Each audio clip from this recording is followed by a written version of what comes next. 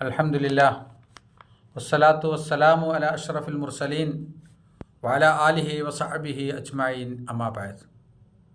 ആഹാരം അമിതമാക്കരുത്. സൃഷ്ടാവ് നൽകിയ അനുഗ്രഹങ്ങളിൽ പ്രധാനപ്പെട്ടതാണ് ഭക്ഷണം. മനുഷ്യൻ്റെ നിലനിൽപ്പിനും ആരോഗ്യത്തിനും ഒഴിച്ചുകൂടാനാവാത്തതാണിത്. എന്നാൽ എന്ത് കഴിക്കണമെന്ന പോലെ തന്നെ പ്രധാനമാണ് എങ്ങനെ കഴിക്കണം എന്നുള്ളതും. അള്ളാഹു അനുവദിച്ച വസ്തുക്കളിൽ നിന്ന് വിശിഷ്ടമായതാണ് മനുഷ്യൻ കഴിക്കേണ്ടത്. എന്നാൽ ഭക്ഷണം കഴിക്കുന്നതിൽ മിതത്വം വേണം. ഭക്ഷണാതിക്രമം നടത്തുന്നത് കുറ്റകരമാണ്. പല തെറ്റുകൾക്കും റബ്ബ് ശിക്ഷ നൽകുന്നത് പരലോകത്താണ്.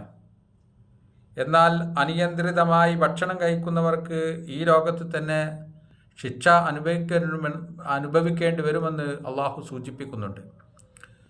ഭക്ഷണത്തിൽ അതിരു കവിഞ്ഞാൽ തൻ്റെ കോപം ഇറങ്ങുമെന്നും തന്നിമിത്തം നാശത്തിൽ അകപ്പെടുമെന്നും അള്ളാഹു പറഞ്ഞത് ഈ ലോകത്ത് തന്നെ അനുഭവിക്കേണ്ടി വരുന്ന പ്രയാസങ്ങളെക്കുറിച്ചാണ്. കൂടാതെ പരലോകത്ത് ശിക്ഷയുമുണ്ടാകും. ഭക്ഷണത്തിലെ ധൂർത്തിനെ അള്ളാഹു ഒരിക്കലും ഇഷ്ടപ്പെടില്ല എന്ന് ഖുർആൻ പറയുന്നു. നിങ്ങൾ തിന്നുകയും കുടിക്കുകയും ചെയ്യുക, എന്നാൽ നിങ്ങൾ അമിതമാക്കരുത്. നിശ്ചയം ധൂർത്ത് കാണിക്കുന്നവരെ അള്ളാഹു ഇഷ്ടപ്പെടുകയില്ല. പരിശുദ്ധ ഖുർആൻ. അമിതാഹാരവും അഹിതാഹാരവും സ്വീകരിക്കുന്നവർ പിശാചിൻ്റെ പാതയിലാണെന്നും മനുഷ്യൻ്റെ ശത്രുവാണ് പിശാചെന്നും അള്ളാഹു ഉണർത്തുന്നുണ്ട്. മനുഷ്യരെ ഭൂമിയിലുള്ളതിൽ നിന്ന് അനുവദനീയമായതും വിശിഷ്ടമായതും നിങ്ങൾ തിന്നുകൊള്ളുക. പിശാചിൻ്റെ കാലടികളെ നിങ്ങൾ പിന്തുടരുത്. അവൻ നിങ്ങളുടെ പ്രത്യക്ഷ ശത്രു തന്നെയാണ് എന്നും കൂടി ഖുർആൻ ഓർമ്മിപ്പിക്കുന്നു.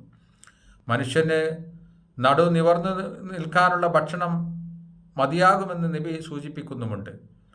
മനുഷ്യൻ നിറക്കുന്ന ഏറ്റവും മോശമായ പാത്രമാണ് വയറെന്നും വയറിൻ്റെ 1/3 ഭാഗമാണ് ഭക്ഷണം നിറയ്ക്കേണ്ടത് എന്നും നബി പഠിപ്പിക്കുന്നത് കാണാം. ജീവിതശൈലി രോഗങ്ങളുടെ മുഖ്യ ഹേതു അമിത ഭക്ഷണമാണെന്ന കാര്യം നാം മറക്കാതിരിക്കുകയും ചെയ്യുക. അള്ളാഹു അനുഗ്രഹിക്കുമാറാവട്ടെ.